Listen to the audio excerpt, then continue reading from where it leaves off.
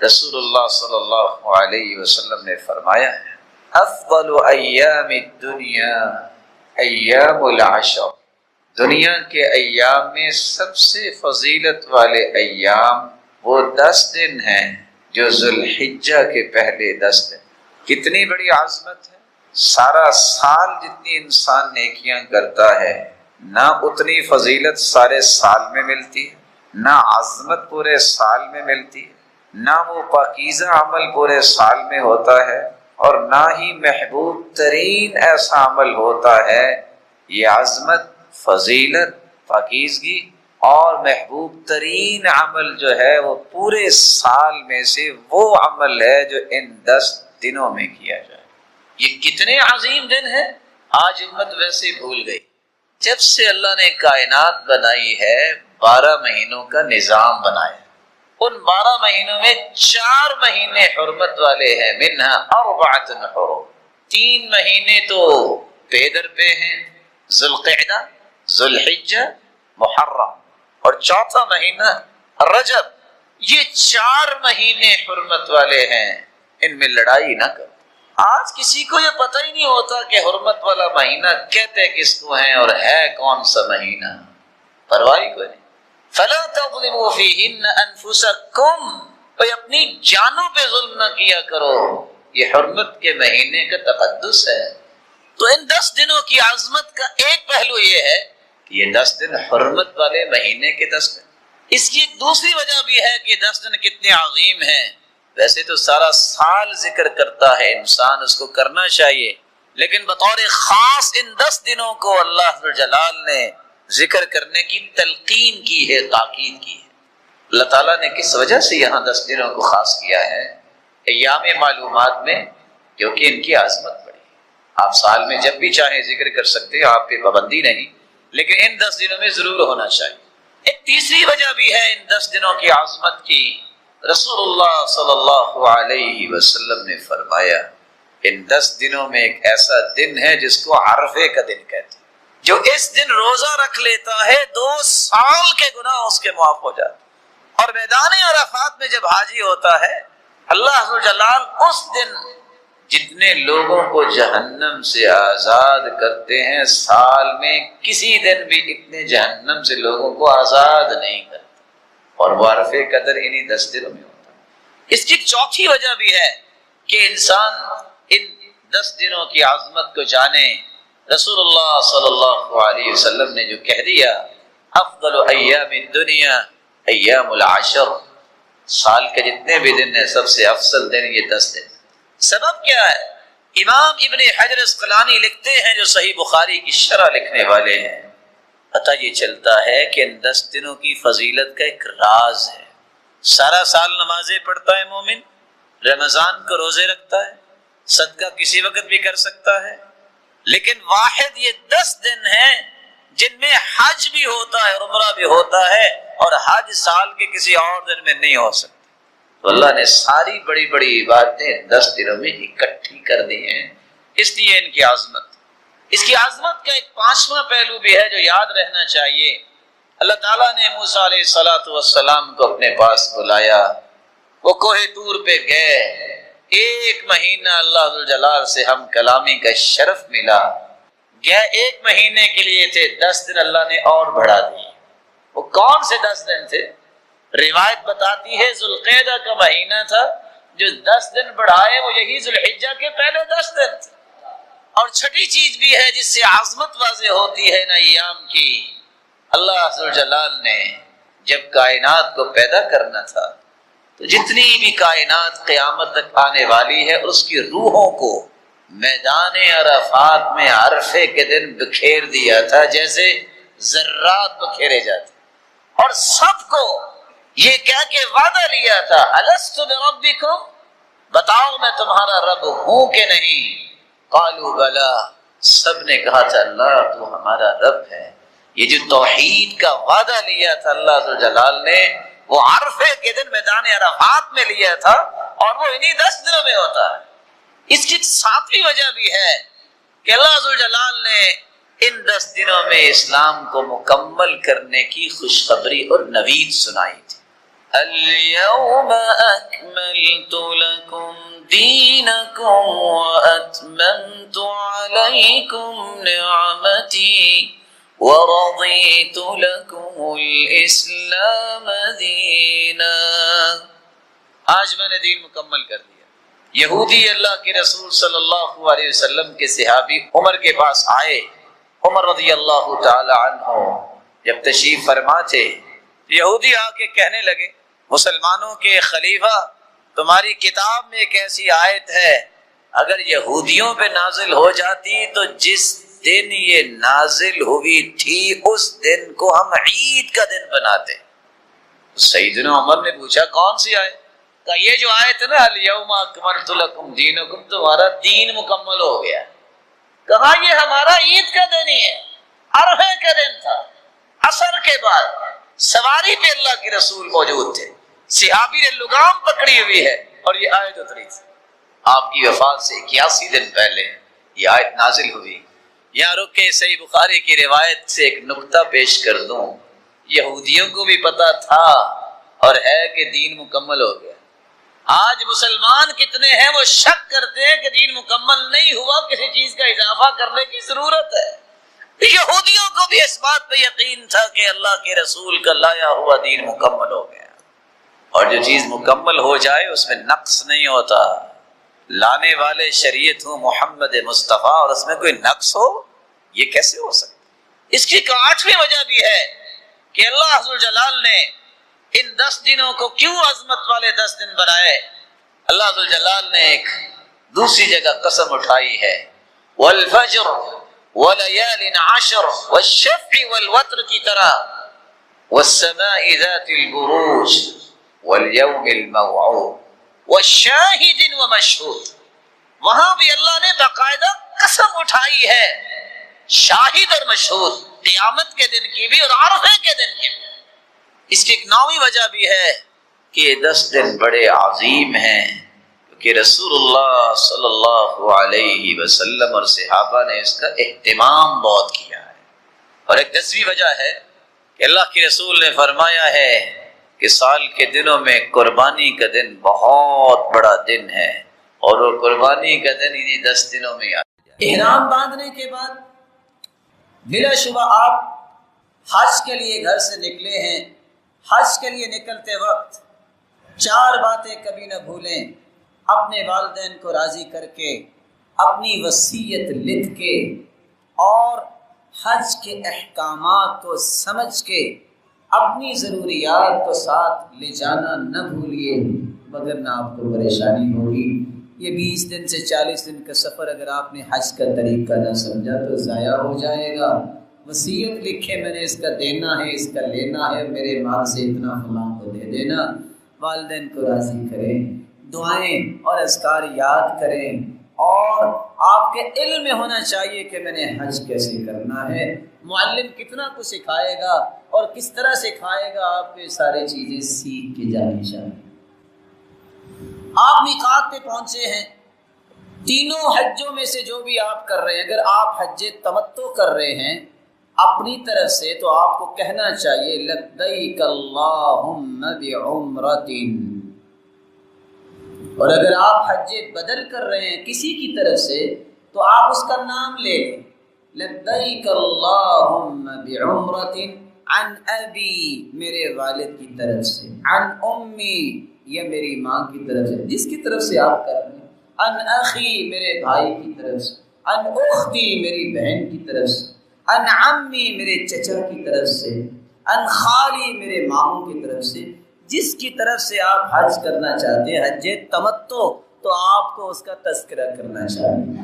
لیکن یاد رکھنا حج بدل صرف وہی کر سکتا ہے جس نے اپنا حج کیا ہوتا ہے، مگر نہ جس نے اپنا حج نہیں کیا وہ دوسرے کا حج کرنے کا مجاز شرعی طور پہ نہیں.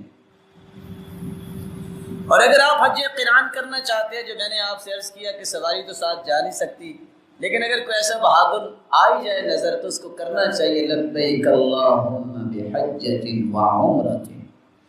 اور اگر آپ حج افراد کر رہے ہیں تو چونکہ صرف حج کا آپ نے احرام باندھا ہے تو آپ کو کہنا چاہیے لبیک اللہم بحج، اے اللہ میں حج کا احرام باندھتا ہوں۔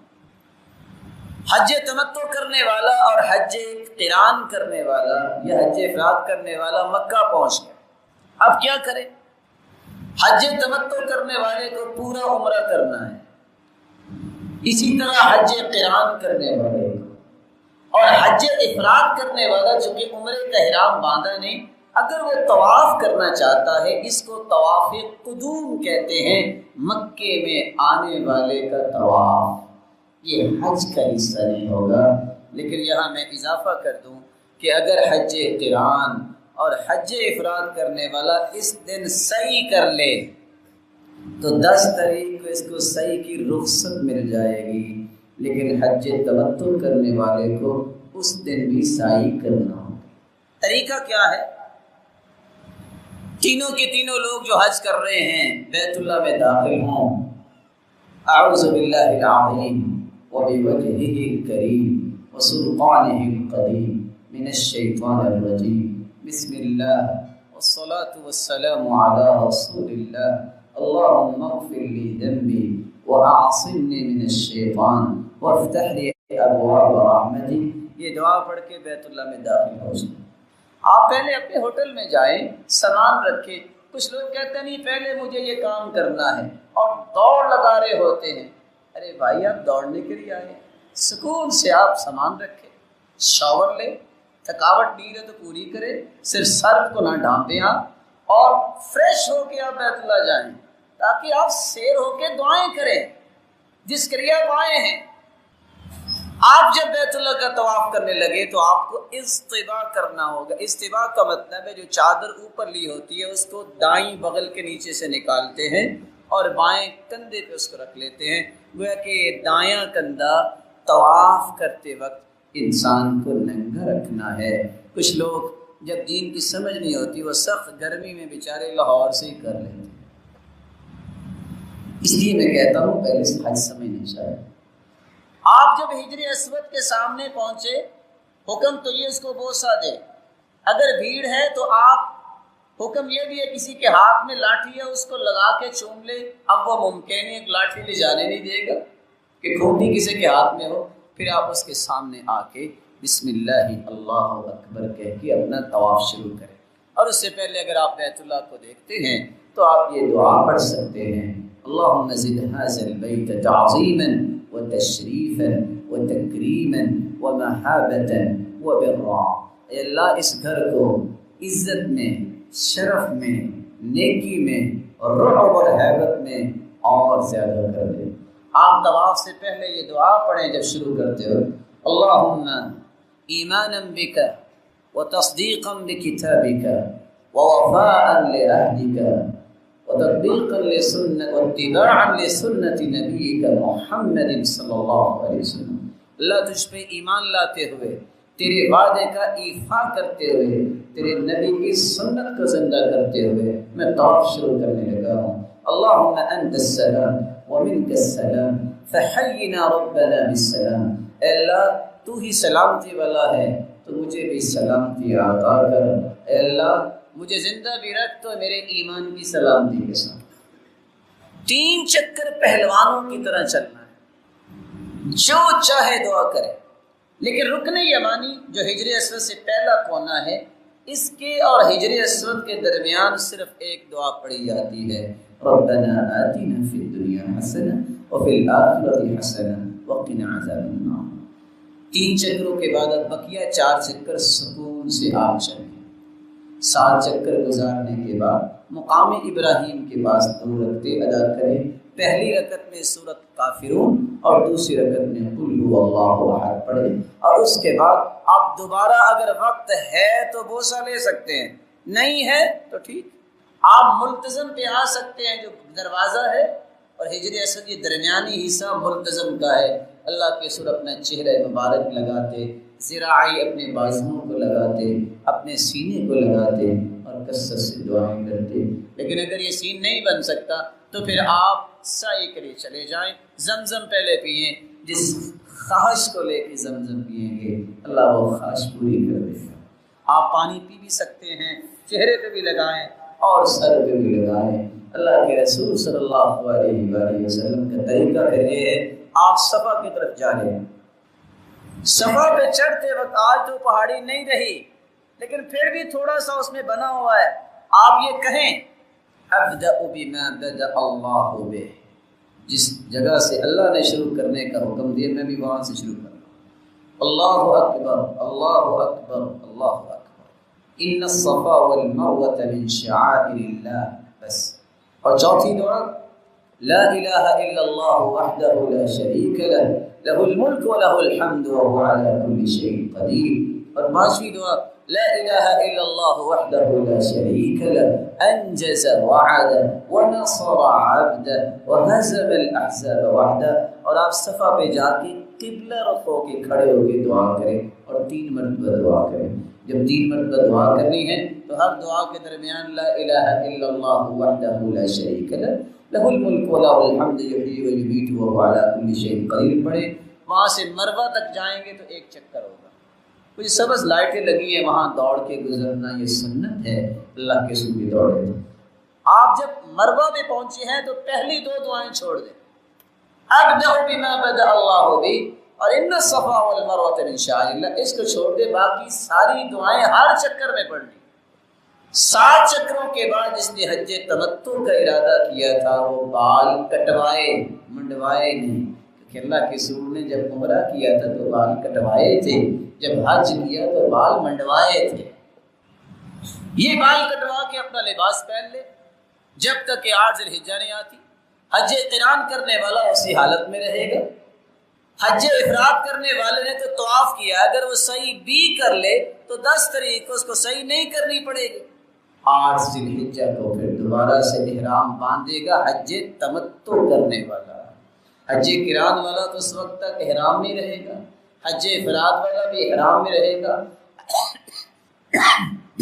8 ذی الحجہ کو ظہر کی نماز سے پہلے آپ مینا پہنچے، جس جگہ آپ ہوٹل میں ٹھہرے ہیں وہاں سے آپ نیت کریں، جیسے آپ نے یہ کہا تھا لبیک اللہم بحجۃ بعمرۃ، اب آ کے حج کی نیت کر لے، عمرہ کی جگہ پہ حج کا نام لے لے، اور آپ ظہر کی نماز، عصر کی نماز، مغرب کی نماز، عشاء کی نماز، صبح کی نماز، یہ 5 نمازیں مینا میں پڑھنی ہیں اور قصر کے ساتھ پڑھنی ہیں، کیونکہ رسول اللہ صلی اللہ علیہ وسلم کے صحابی بیان کرتے ہیں صلی الصلاۃ الرباعیۃ بمنن، اللہ کے رسول نے مینا میں 4 رکعتی نماز کو 2 رکعت پڑھا، وَأَنَّ أَبَا بَكْرٍ صَلَّاهَا بِمِنَنَ، اور ابو بکر صدیق رضی اللہ تعالیٰ نے بھی 2 رکعت پڑھی، وَأَنَّ عمر ابن الخطاب صَلَّاهَا بِمِنَنَ رَكْعَتَيْنِ، اور عثمان رضی اللہ تعالیٰ عنہ اور عمر رضی اللہ تعالیٰ عنہ نے بھی مینا میں 2 رکعتیں پڑھی، اور یہ موطا امام مالک کی روایت ہے۔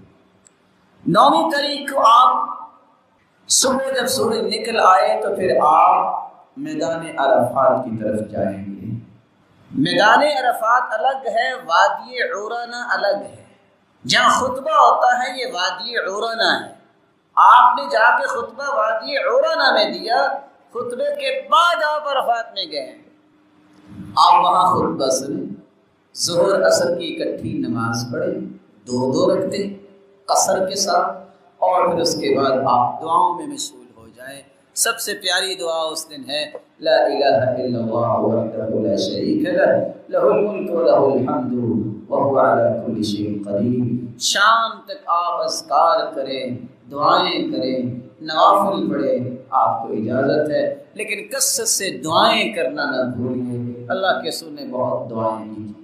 جب مغرب کا وقت ہو جائے تو آپ نے وہاں نماز نہیں پڑھنی، بلکہ آپ نے وہاں سے مزدلفہ کی طرف روانہ ہونا ہے، اور جس وقت بھی پہنچے مغرب اور عشاء کی نماز۔ رسول اللہ صلی اللہ علیہ وسلم نے سورۃ الفاتحہ کے بارے میں کتنی خوبصورت باتیں بیان کی۔ سب سے پہلی بات رسول اللہ صلی اللہ علیہ وسلم نے فرمایا والذی نفسی بیدی، قسم ہے اس ذات کی جس کے ہاتھ میں میری جان ہے، ما انزل فی التوراۃ ولا فی الانجیل ولا فی الزبور ولا فی الفرقان مثلها یعنی القرآن، وَإِنَّهَا لَسَبْعٌ مِّنَ الْمَثَانِي وَالْقُرْآنِ الْعَظِيمِ الَّذِي أُعْطِيتُهُ۔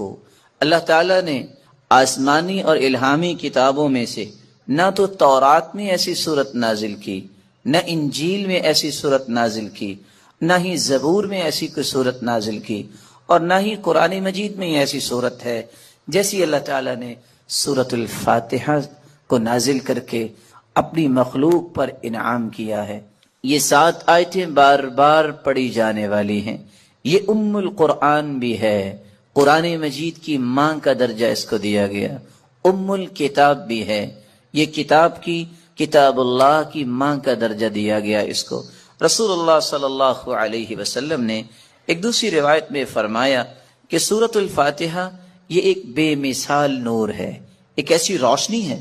سیدنا عبداللہ ابن عباس رضی اللہ تعالی عنہ بیان کرتے ہیں، بینما جبریل قاعد عند النبی صلی اللہ علیہ وسلم سمع نقیضا من فوقه فرفع رأسه فقال، رسول اللہ صلی اللہ علیہ وسلم کے پاس جبریل امین تشریف فرما تھے۔ اچانک سے ایک آواز آئی، رسول اللہ صلی اللہ علیہ وسلم نے اپنا سر مبارک اٹھایا اور پوچھا یہ آواز کیسی ہے؟ تو جبریل امین نے جواب دیا، هذا باب من السماء فتح اليوم لم يفتح قط الا اليوم، آسمان کا یہ وہ دروازہ کھلا ہے جو آج تک نہیں کھلا تھا۔ فنزل منه ملک، اور اس دروازے سے ایک فرشتہ زمین کی طرف اترا ہے۔ فقال هذا ملک نزل الى الارض لم ينزل قط، پہلے نہیں اتارا گیا یہ فرشتہ الا اليوم، آج ہی اس کو اترنے کا حکم دیا گیا۔ فسلم، اور اس فرشتے نے اتر کر سلام کہا۔ وقال ابشر بنورین، اے اللہ کے محبوب 2 روشنیوں کے لیے، 2 روشنیاں اور 2 نوروں کے ساتھ آپ کو خوشخبری دینے آیا ہوں۔ اوتیتہما لم یؤتہما نبی قط قبلک، ایسے نور جو آپ سے پہلے کسی نبی کو عطا نہیں کیے گئے۔ فاتحۃ الکتاب، ایک سورۃ الفاتحہ ہے، وخواتیم سورۃ البقرہ، اور سورۃ البقرہ کی آخری آیات ہیں۔ لن تقرأ بحرف منہما الا اعطیت، سورۃ البقرہ کی آخری آیتیں اور سورۃ الفاتحہ کا کوئی بھی حرف آپ پڑھیں تو اللہ رب العزت اس ایک ایک حرف کے بدلے عطائیں کرتے ہیں۔ اور یہ روایت صحیح ترغیب میں موجود ہے۔ بلکہ رسول اللہ صلی اللہ علیہ وسلم نے اس سورت کی عظمت کو بیان کرتے ہوئے صحابہ کرام کو کتنی خوبصورت بات سمجھائی۔ صحیح بخاری کا وہ واقعہ کتنا مشہور ہے کہ جب صحابہ کرام بنی سلیم کے قبیلے میں پہنچے، جب پتہ چلا، ایک آنے والی عورت نے بتایا کہ ہمارے قبیلے کے سردار کو بچھو نے کاٹ لیا ہے، کیا آپ کے پاس کوئی ایسا شخص ہے جو شخص دم کر سکتا ہو؟ تو رسول اللہ صلی اللہ علیہ وسلم کے ایک صحابی جنہوں نے صرف سورۃ الفاتحہ تلاوت کی اور اس کو دم کر دیا، رسول اللہ صلی اللہ علیہ وسلم کے اس صحابی نے اس سورۃ الفاتحہ کو پڑھنے کے بعد جب دم کیا تو وہ شخص ایسی شفا کی طرف چلا گیا، وَكَأَنَّمَا نُشِطَ مِنْ عِقَالٍ، جیسے کوئی گرہ باندھی ہو کھول دی جائے۔ رسول اللہ صلی اللہ علیہ وسلم کے صحابہ نے کہا جب تک اللہ کے رسول سے بات نہ ہو جائے تو یہ انہوں نے جو 30 بکریاں بطور عوض اس کے دیا ہے، ہم اس وقت تک کوئی بات نہیں کریں گے۔ جب رسول اللہ صلی اللہ علیہ وسلم کو یہ بات پہنچی، آپ نے فرمایا وَمَا كَانَ يُدْرِيهِ أَنَّهَا رُقْيَةٌ اقْسِمُوا وَاضْرِبُوا لِي بِسَهْمٍ، آپ کو پتہ نہیں اللہ تعالیٰ نے اس صورت کو شفا بنا کے، اس صورت کو دم بنا کے نازل کیا ہے۔ اور یہی بات ابن القیم رحمۃ اللہ علیہ نقل کرتے ہیں کہ میں نے کتنے سفر کیے اور جب بھی میں بیمار ہوا تو میں نے اللہ کے پیارے پیغمبر کی اس بات پہ یقین کر کے دوائی نہیں لی، بلکہ سورۃ الفاتحہ پڑھتا اور میں دم کر لیتا اپنے آپ کو، اللہ رب العزت مجھے شفا یاب کر دیتے۔ سورۃ الفاتحہ یہ عظیم ترین سورت ہے۔ رسول اللہ صلی اللہ علیہ وسلم کے صحابی سیدنا ابو سعید بن معلی بیان کرتے ہیں، مر بی النبی صلی اللہ علیہ وسلم وانا اصلی، اللہ کے رسول صلی اللہ علیہ وسلم میرے پاس سے گزرے، میں نماز پڑھ رہا تھا، مجھے انہوں نے آواز دی، میں نے سلام پھیرا، اور سلام پھیرنے کے بعد اللہ کے رسول صلی اللہ علیہ وسلم کی خدمت اقدس میں حاضر ہوا۔ آپ نے فرمایا میں نے آپ کو آواز دی، الم یقل اللہ یا ایھا الذین آمنوا استجیبوا للہ وللرسول، آپ نے اللہ کا یہ کلام نہیں سنا کہ جب اللہ اور اس کے رسول کی بات ہو تو اس بات کو فوراً مانو، لبیک کہو۔ کہا اللہ کے رسول صلی اللہ علیہ وسلم میں نماز پڑھ رہا تھا۔ پھر اللہ کے رسول صلی اللہ علیہ وسلم نے فرمایا الا اعلمک اعظم سورۃ فی القرآن قبل ان اخرج، کیا میں تمہیں قرآن مجید کی سب سے عظیم سورت نہ سکھا دوں اس سے پہلے کہ تم مسجد سے نکل جاؤ، اپنے گھر کو لوٹ جاؤ؟ میں نے کہا کیوں نہیں؟ تو رسول اللہ صلی اللہ علیہ وسلم نے جو سورت سکھائی، جو قرآن مجید کی عظیم ترین سورت ہے، وہ سورۃ الفاتحہ کی تعلیم دی۔ یہی وجہ ہے رسول اللہ صلی اللہ علیہ وسلم نے یہ فیصلہ سنا دیا، کاش اس فیصلے کو بھی امت مان لے، لا صلاۃ لمن لم یقرأ بفاتحۃ الکتاب، جو شخص نماز کے اندر سورۃ الفاتحہ نہیں پڑھتا اس کی نماز نہیں ہوتی، جیسا کہ صحیح بخاری کی روایت ہے۔ اور صحابی تو بیان کرتے ہیں، عبادہ بن صامت رضی اللہ تعالی عنہ کہ فجر کی نماز ہم نے پڑھی اللہ کے رسول صلی اللہ علیہ وسلم کے پیچھے، جب رسول اللہ صلی اللہ علیہ وسلم قرآن کی تلاوت کر رہے تھے، فثقلت علیہ القراءہ، قرات آپ پہ بوجھل ہوئی، رسول اللہ صلی اللہ علیہ وسلم نے سلام پھیرا اور سوال کیا لعلکم تقرؤون خلف امامکم، کیا تم امام کے پیچھے بھی پڑھتے ہو؟ تو صحابہ کرام نے کہا جی ہاں۔ تو رسول اللہ صلی اللہ علیہ وسلم نے فرمایا لا تقرؤوا لا تفعلوا كما فی روایت اخرى، دوسری روایت کے الفاظ ہیں لا تفعلوا الا بفاتحة الکتاب، امام کے پیچھے کھڑے ہو کر تم صرف سورۃ الفاتحہ پڑھا کرو، فإنه لا صلاة لمن لم يقرأ بها، کیونکہ سورۃ الفاتحہ پڑھنے کے بغیر نماز نہیں ہوتی۔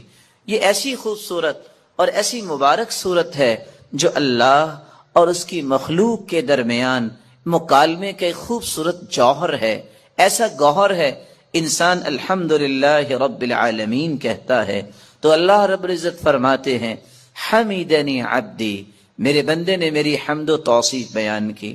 جب بندہ مومن الرحمن الرحیم کہتا ہے تو اللہ رب العزت فرماتے ہیں اثنى علی عبدی، میرے بندے نے میری تعریف کی ہے۔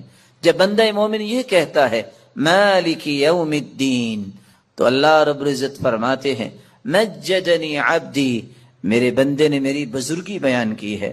جب انسان بندہ مومن یہ کہتا ہے ایاک نعبد و ایاک نستعین تو اللہ رب العزت فرماتے ہیں ھذا بینی و بین عبدی ولعبدی ما سأل، یہ میرے اور میرے بندے کے درمیان ہے، جو کچھ بھی میرا بندہ مانگے گا میں اسے عطا کروں گا۔ تو اللہ رب العزت کے ساتھ ہم کلام ہونے کا یہ خوبصورت ذریعہ ہے۔ تو آئیے اس صورت کی طرف چلتے ہیں اور اس کے معانی کو سمجھنے کی کوشش کرتے ہیں۔ بسم اللہ الرحمن الرحیم، الحمد للہ رب العالمین، الحمد تمام تعریفیں، للہ اللہ کے لیے ہیں، رب العالمین جو تمام جہانوں کا رب ہے، الرحمن الرحیم جو بہت مہربان ہے، الرحیم نہایت رحم کرنے والا ہے، مالک یوم الدین مالک ہے، یوم الدین بدلے کے دن کا، جزا کے دن کا، ایاک نعبد و ایاک نستعین، ایاک نعبد ہم عبادت کرتے ہیں صرف تیری ہی، و ایاک نستعین اور ہم مدد چاہتے ہیں صرف تیری ہی اے اللہ۔ اہدنا الصراط المستقیم، ہدایت دے ہمیں، الصراط المستقیم سیدھے راستے کی، صراط الذین انعمت علیہم راستہ ان کا جن پر تو نے انعام کیا، غیر المغضوب علیہم نہ کہ ان کا راستہ جن پر غضب کیا گیا، ولا الضالین اور نہ ان کا راستہ جو گمراہ ہوئے۔ رسول اللہ صلی اللہ علیہ وسلم کے فرامین کی روشنی میں اس سورت کی 5 باتیں ہمیں یاد رکھنی چاہیے۔ جب رسول اللہ صلی اللہ علیہ وسلم نے فرما دیا کہ سورۃ الفاتحہ کے بغیر نماز نہیں ہوتی، تو بندہ مومن کو یہ یقین کر لینا چاہیے، آپ کو 10 دلائل کوئی پیش کر دے، آپ کو 10 کو دلائل پیش کر دے، جب تک سورۃ الفاتحہ آپ نہیں پڑھ لیتے کبھی بھی اس بات پہ اطمینان نہ کیجئے گا کہ میری نماز مکمل ہوئی ہے یا نہیں۔ مکمل اس وقت ہوگی جب سورۃ الفاتحہ کی تلاوت کی جائے گی۔ رسول اللہ صلی اللہ علیہ وسلم کے فرامین کی روشنی میں دوسرا پیغام میرے اور آپ کے لیے یہ ہے کہ یہ سورت شفا ہے، یہ سورت دم ہے۔ اپنے آپ کو بھی اور اپنی اولاد کو بھی دم کیا کرے، اور اس کے لیے سورۃ الفاتحہ سے بڑھ کر کوئی نسخہ کیمیا، کوئی تریاق نہیں۔ تیسرا پیغام اس سورت کا جو مجھے اور آپ کو سمجھنا ہے کہ اللہ کی تعریف اللہ کو بہت پسند ہے۔ یہی وجہ ہے عبداللہ ابن عباس رضی اللہ تعالی عنہ فرمایا کرتے تھے، الحمدللہ ہر شکر کرنے والے کی زبان کا یہ وطیرہ ہے۔ الحمدللہ سب سے پہلے آدم علیہ السلام نے جو کلمہ اللہ نے جب انہیں پیدا کیا، روح ڈالی، تو سب سے پہلا کلمہ جو ان کی زبان پہ آیا وہ الحمدللہ تھا۔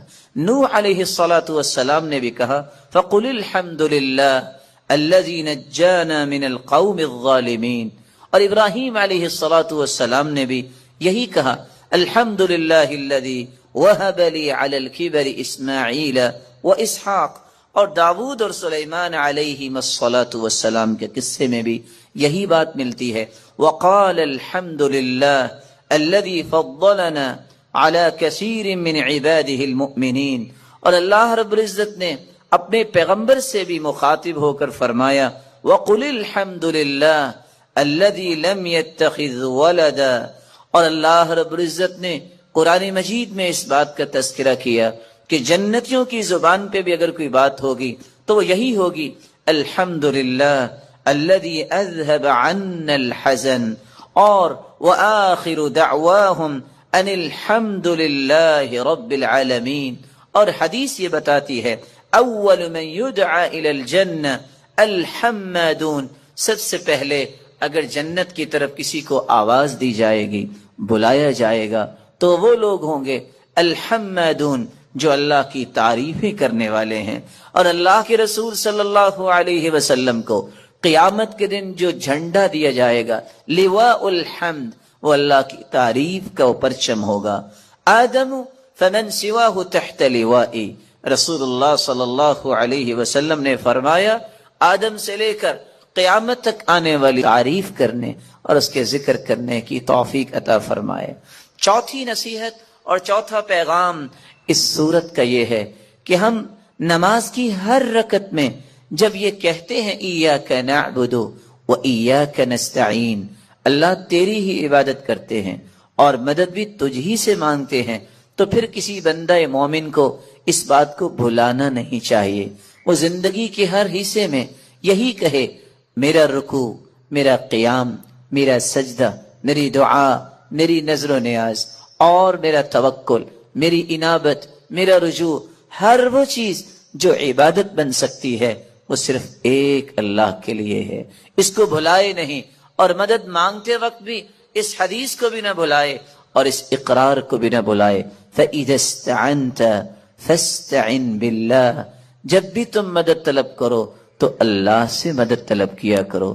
پانچواں پیغام جو بالکل بھلانے والا نہیں، اور یہ بہت خوبصورت پیغام ہے اس سورت کی حالت میں، اللہ نصیب فرمائے اذا امن الامام فامنوا فانه من وافق تامينه تامين الملائكه غفر له ما تقدم من ذنبه، جب نماز پڑھو جب امام آمین کہے تو تم بھی کہو۔ اگلی حدیث کے الفاظ کیا ہے؟ جب تم آمین کہتے ہو تم اکیلے نہیں کہتے، تمہاری آمین اگر فرشتوں کی آمین کے موافق ہوگی، اس کا مطلب ہے فرشتے بھی آمین کہتے ہیں۔ اگر تمہاری آمین اور فرشتوں کی آمین موافق ہو گئی غفر له ما تقدم من ذنبی، جس نے ایسے کیا اس کی زندگی کے سارے گناہوں کو معاف کر دیا۔ یہاں دو باتوں کے لیے رکیے۔ آمین اللہ کے رسول صلی اللہ علیہ وسلم کیسے کہتے؟ رفع بها صوتا، مد بها صوتا، آپ آمین کہتے ہوئے آواز کو بلند کرتے، آواز کو لمبا کرتے۔ دو روایت۔ تیسری روایت، حتی ان لمسجد رسول اللہ صلی اللہ علیہ وسلم للجہ، صحابہ کرام آمین اس طرح بلند کہتے کہ اللہ کے رسول صلی اللہ علیہ وسلم کی مسجد گونج اٹھتی۔ اور یہاں ایک بات سمجھنے کے لائق ہے، گونج اور شور میں فرق ہے۔ گونج اس وقت ہوتی ہے جب سب کے سب ایک ہی وقت میں آمین کریں، اور شور اس وقت محسوس ہوگا جب کوئی پہلے کہہ رہا ہے، جب وہ ختم کر کے کوئی دوسرا شروع کر دے۔ نہیں، اس میں بھی ترتیب ہے، امام آمین کہہ دے پھر تم کہو، یا امام کے ساتھ بھی کہہ سکتے۔ ما حسدتكم اليهود على شيء ما حسدتكم على السلام والتأمين، یہودیوں کو سب سے زیادہ دکھ اور حسد صرف دو باتوں پہ ہوتا ہے۔ کن کو دکھ ہوتا ہے؟ یہودیوں کو۔ اس کا مطلب ہے مومنوں کو دکھ نہیں ہونا چاہیے۔ کن دو باتوں پہ؟ جب تم سلام کہتے ہو آپس میں، جب تم آمین کہتے ہو۔ سلام کہتے ہو تو یہودیوں کو دکھ کیوں ہوتا ہے؟ السلام علیکم ورحمۃ اللہ وبرکاتہ، اے میرے مسلمان بھائی تجھے اللہ سلامت رکھے، تیرے اہل و عیال کو سلامت رکھے، تیرے کاروبار کو سلامت رکھے، تجھ پہ رحمتوں کی برکھا برسائے، تجھے برکتوں سے نوازے۔ اتنی پیاری دعا جب مسلمان کو دیتا ہے تو یہودی جل جاتا ہے، اس کو رحمتیں مل گئی۔ اور اگر وہ مصافحہ کر لے، ما من مسلمین یلتقیان فیتصافحان الا غفر لهما قبل ان یتفرقا، جب دو لوگ مسلمان آپس میں مصافحہ کرتے ہیں، جدا دونوں کے ہاتھ بات میں ہوتے ہیں، ان دونوں کے گناہوں کو پہلے معاف کر دیا ہوتا۔ اور دوسری، جب تم آمین کہتے ہیں، یہ آمین کا معنی کیا ہے؟ ایک دعا میں اور آپ مانگتے ہیں، اور اگر ایک منہجی مسلمان ہے روزانہ 50 سے 60 مرتبہ یہ دعا مانگتا ہے، سب سوچ میں پڑ جائیں گے 50 مرتبہ کیسے، 60 مرتبہ کیسے؟ کون بتائے گا میرا پیارا معزز مکرم محتشم بھائی؟ ہم روزانہ کتنی مرتبہ آمین کہتے ہیں؟ یہ سورۃ الفاتحہ کتنی مرتبہ پڑھتے ہیں؟ ایسے تو روزانہ ہی پڑھتے ہیں۔ 17 فرائض، 2 فجر کے، 4 ظہر کے، 4 عصر کے، 3 مغرب اور 4 عشاء کے، 17۔ 12 وہ رکھتے جو ہم نامن عبد، جو انسان 24 گھنٹوں میں فی یوم و لیلہ، دن رات میں 12 رکعتیں پڑھ لیتا ہے، 2 فجر سے پہلے، 4 ظہر سے پہلے، 2 ظہر کے بعد، 2 مغرب کے بعد، 2 عشاء کے بعد 12 رکعتیں پڑھ لیتا، اس کا جنت میں گھر بنا دیا جاتا ہے۔ 17 اور 12 کتنے ہوں گے؟ جی گنتی کا 8 گھنٹہ لگتا ہے، نہیں زیادہ یاد، 15 منٹ لگیں گے۔ 8 رکعتیں تہجد کی نہیں سحری کو اٹھ سکتے، عشاء کے ساتھ پڑھ لو، درمیان رات میں پڑھ لو۔ اور اگر کہنا ہے کہ تہجد کے وقت ہی اٹھنا ہے، نیت کر کے سو جو نہیں اٹھ سکے صبح سے لے کے ظہر تک پڑھ لو، اللہ تہجد ہی لکھتے ہیں، صحیح مسلم کی روایت۔ 8 رکھتے وہ اور 3 رکھتے ابھی تک، کتنی ہوگی؟ کتنی ہوگی بھائی معزز؟ ابھی تو 40 سے 50 والے۔ من صلی الفجر فی جماعہ، صبح کی نماز جماعت کے ساتھ پڑھے، پھر اشراق کے 2 رکعتیں پڑھے، اس کو حج عمرے کا ثواب ملتا ہے 2 اشراق۔ من صلی 4 قبل العصر رحم اللہ رجلا، من صلی قبل العصر 4، عصر سے پہلے جو 4 رکعتیں پڑھ لے اللہ تعالیٰ کی رحمت کا مستحق بن جاتا ہے۔ 46 بین کل اذانین صلاۃ، مغرب کی اذان ہوئی، نماز سے پہلے 2 رکعتیں پڑھ لو، صحابہ اذان ہوتی تو ستونوں کے پیچھے بھاگتے تاکہ سترہ بنا کے نماز پڑھیں۔ اسی طرح عشاء کی اذان ہو تو 2 رکعتیں وہاں، 50 یہیں ہو۔ اور اگر چاشت کے 2، 4، 6، 8، سیدنا ام ہانی رضی اللہ تعالی عنہا کے گھر میں اللہ کے رسول نے 8 رکعتیں پڑھی، میں کہتا ہوں 4 ہی پڑھ لو۔ حدیث کہتی ہے جو 4 صبح کے وقت رکعتیں پڑھ لے، اللہ فرماتے ہیں میرے بندے دن کے شروع میں 4 تم پڑھ لو، بقیہ دن میں تجھے کافی ہو جاؤں، اور اگر 2 پڑھ لو تو 360 جوڑوں کا صدقہ ادا ہو جائے گا۔ امیر ترین انسان بھی 360 جوڑوں کا صدقہ روزانہ ادا کیسے کرتا ہے؟ بچپن سے لے کے موت تک لیکن 2 رکعتیں اگر چاشت کی ضحیٰ کی پڑھ لے تو اس کے ان جوڑوں کا صدقہ ادا ہو جاتا ہے 56. اور اگر 2 رکعتیں رسول اللہ صلی اللہ علیہ وسلم کی سکھائی ہوئی سیدنا بلال کو ما توضأت الا وصليت عنده ركعتين، بلال میں جنت میں گیا اور آگے آگے تیرے چلنے کی آہٹ سنائی دی، وہ کیا عمل کرتے ہو؟ کہ اللہ کے رسول آپ نے سکھایا، میں ہر وقت باوضو رہتا ہوں، جب بے وضو ہوتا ہوں تو وضو کر لیتا ہوں، جب وضو کرتا ہوں تو 2 رکعتیں پڑھ لیتا ہوں، چلتے زمین پہ ہیں قدموں کی آہٹ جنت میں سنائی دی. صلاۃ الحاجہ، صلاۃ التوبہ، گناہ مجھ سے بھی ہوتے ہیں، آپ سے بھی ہو سکتا ہے ہوتے ہوں. جو شخص اچھا وضو کرے 2 رکعتیں پڑھ لے، صرف اللہ کی طرف توجہ ہو، لا یشکو فیہما، اس میں کوئی اور سوچ نہ سوچے، لا یحدث فیہما نفسہ. دوسری حدیث میں آتا ہے دل سے بات کوئی نہ کرے، رب سے ہم کلام ہو. ایک تو اللہ سارے گناہوں کو معاف کر دیں گے، یہ کبھی توبہ کی